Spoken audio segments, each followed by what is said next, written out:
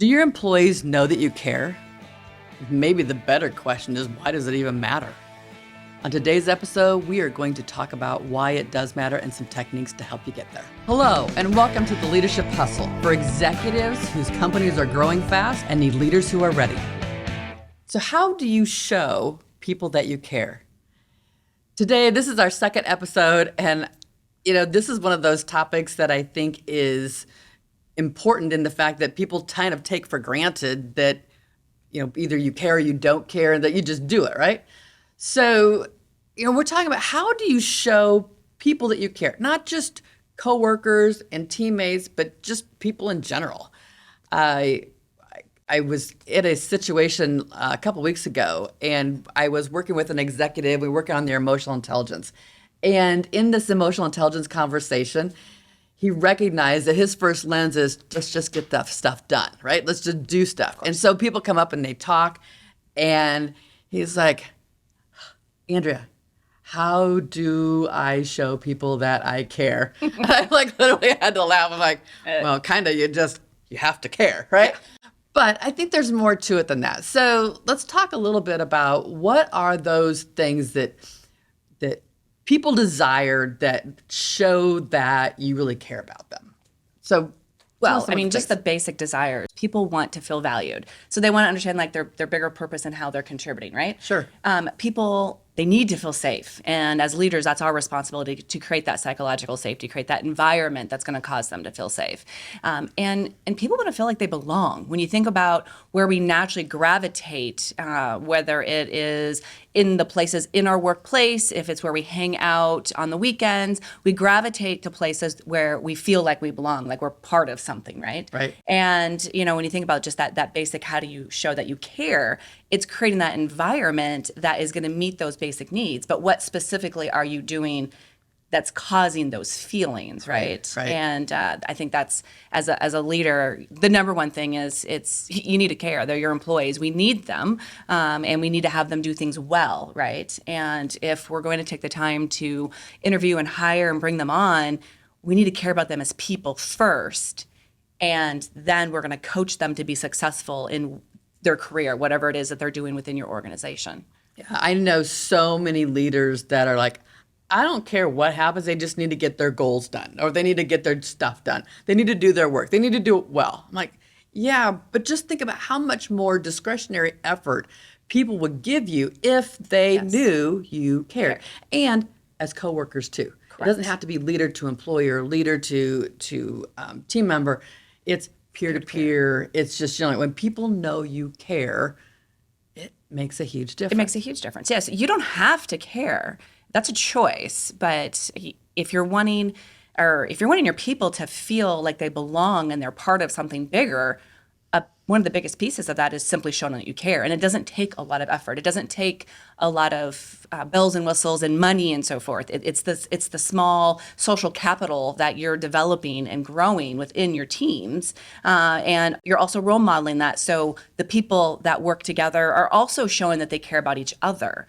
Because now when you have that ripple effect, people then want to help each other when you care about them. If I don't care about them, you can go ahead and fail. And that's not necessarily a healthy organization if people just let people fail without helping them learn from it, at least. Right.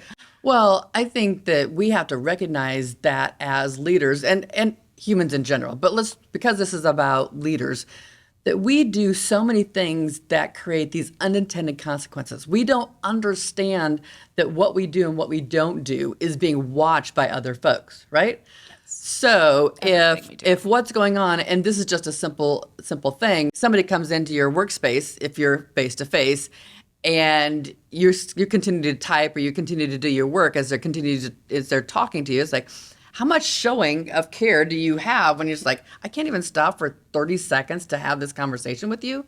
That's an unintended consequence. Do you matter? Stop what you're doing, pay attention. The email will still be there, and you as a leader are not as important as the person who is in front of you, regardless of who that is. Correct. Well, and that goes back to the story you and I were chatting about a couple weeks ago. I had a group of leaders in an organization, and I asked them to identify, it was a little more related to personalities, but I asked them to identify, based off each personality, what was their best day and worst day. And all 4 personalities had on their worst day, had listed employees and people interrupting, people asking them questions. And so I let everyone go through and talk about their best and worst days, and then pulled back and said, okay, if we believe that someone who walks into your space is an interruption, are we showing them that we care? Are we showing them that we value them? Are we showing them, are we helping them feel like they belong? No, we're not doing any of those things. We're causing them to feel like exactly what we think, an interruption. And those actions are going to follow based off our belief. Right. Well, and we at Revela, we believe that, yes, there are time management things that go along with that, organizing structure, and let's group some like activities for questions. But the reality is, as a leader, it's not about you anymore. It's about them. Correct. And so when people are bringing you questions and people are bringing you information and you have to stop and do your job, and coach them. Yeah. I'm like, the people get so frustrated because it's like, oh, but these people who I lead and manage are my interruption. If you don't have them, you don't have a job. I'm just giving you that, right? Well, and then also how you respond to them is conditioning them for future questions or not asking.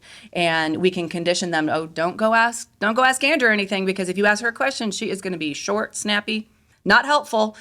We can then condition them to not feel safe. So now we've lost that psychological safety as well, right. Where they're going to hide their mistakes. They're going to hide and try not to be noticed, and that's not what we want either. We need them to be successful. Right. So they got to feel safe, and so to build on that. The other thing, is when we're answering all their questions, are we taking those moments, because they're just moments, really. Are we taking those moments and coaching them, not telling them? Because every time someone comes in with a question and we give them an answer, we've now started to condition them, when I have a question, I'll just go right to Andrea to get that answer. And now they're not having to think on their own. You are now their brain to a certain degree, right? Right. So we're not elevating them to have an aha moment. And that aha moment is like, now I feel better because I was able to solve my own problem or work through a scenario, and now I can go do it on my own. Those are so many times over the decades that we've been coaching and leading people. It's like, every time I work with my team, I tell them, if you have a problem, you need to bring me at least 3 solutions. Really? If they've already done those 3 solutions, they would have already thought of them. They'd already tried those solutions versus like, I'm out. I have no more ideas. I need somebody to challenge what I'm thinking. And that means I'm showing you respect. I'm showing that I care about you.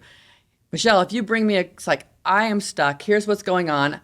I should ask you questions like, I know you've got this. Show them that you believe them. Maybe even say, I know you've got this.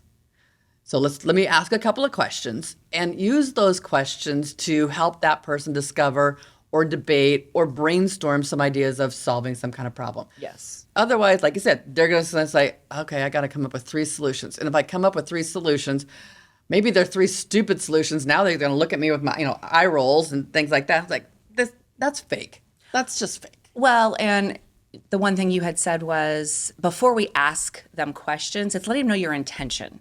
If you're asking questions because your intent is to help them, right, then tell them that up front. It's like, I believe in you, or you know what, I want to ask them questions because I want to, 1, better understand, but 2, help challenge your thoughts a little bit.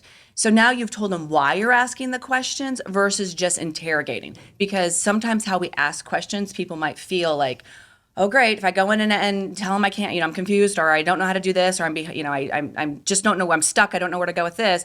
She's going to ask me, a bunch of questions, and it's just going to shoot me down. We're going to condition them not to feel safe. Right. And so letting them know your intentions of why you're asking the questions so you can help them discover that answer themselves. Years ago, I had a coworker, and we had this interaction, and what he did during that meeting, he just knocked my knees out from underneath me. This was something that he was known to do. And so I remember walking into his office, it's like, you got under my skin. This was not a way to approach this conversation. And he looked straight at me and he's like, well, Andrea, that wasn't my intention. I'm like, but what was your intention? Yes. Was your intention to piss me off? Or was your intention to show how smart you were? Or was your intention to show me how to solve the problem and lift me?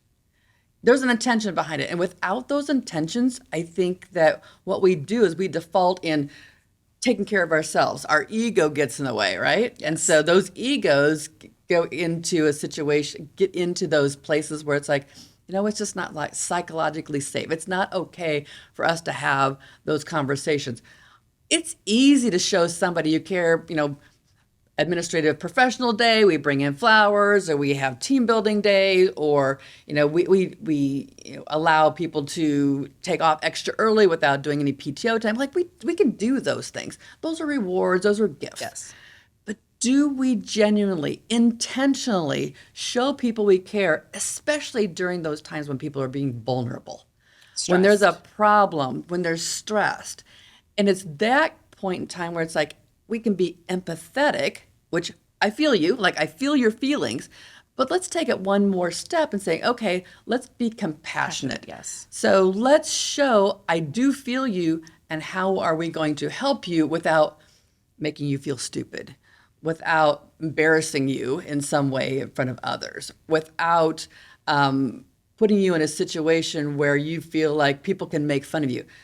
People need to belong. People need to know what they do matters. Nobody has a title of just a whatever, right? Yes. And no making just a. sure that they can ask the questions in those most vulnerable states. I wish I could say that word so much better. Anyway, Yes. Vulnerable state, right? Yes. Well, and so that's ensuring that they feel safe when they come to you, that they feel like, you know what, I can go ask them or her, whomever, the questions, because they're going to challenge me. They're going to help me think different and help me come up with better ideas. So they want to come to you to have this type of dialogue because they feel like they're learning. They feel like, I'm going to, when, I have this unknown or I have this frustration and I'm really stressed, sometimes they, kind of shake it out of me. They kind of help me think differently. They, just give me different perspective. And half the time they're not even telling me anything. They're just asking me questions. Right. Well, you mentioned earlier about the questions and how people feel interrogated. We are taught from the very beginning, ask questions, who, what, when, where, why, how. Yes. And that feels like you're interrogating. So we love when we can incorporate the other kinds of statements that lead people to tell us bigger story. Help me understand. Give me an example of what something would look like. Tell me how you got to this point, or tell me what you've done already. Yes. Explain the process that you went through to get certain things done. When people do that, now you can feel the curiosity. I genuinely care about what's going on. I care about you and what you've done. I'm not trying to tell you what I think without hearing your side of the story and the things and the struggles that you've already been through. Now we can brainstorm. Yes, because it's reducing assumptions, Right. right? It's it's really easy for us to just assume they've done something or that they've already done X, Y, Z, or we can ask them a bunch of questions like, yes, I've already done that, which is so annoying. It's asking more. No, don't even ask any specific questions. Ask, so tell me, what have you done so far? Versus, have you done this? Have you done this? Have you done this? Because that becomes almost demotivating, right? Versus, okay, walk me through what have you done so far, and then we'll look a little further from that point. And it's engaging them in that type of conversation. I truly believe that if you want to show people that you care, you first have to understand and believe in them. You demonstrate that you believe in them. People who know me, trust me, my word is believe, and you know that, right? So believe in them. Tell them that you believe in them. Make sure that you address those human desires of wanting to belong and that you incorporate and bring them into conversations and meetings. Make sure that if they're going to ask you something, understand that's a vulnerable state. Yes. And that they need to solve a problem or they're stressed, that they need to be psychologically safe, and that they need to know that what they do is super important. It matters, right? And when you wrap all those things together about believing and making sure that those desires are addressed, then ensure that you're doing things intentionally. You're not just reacting to life, right? You're intentionally saying, I'm not trying to cut their knees out from underneath them. I'm not trying to make myself look better than you, right? I'm not trying to make you feel bad for what you've done.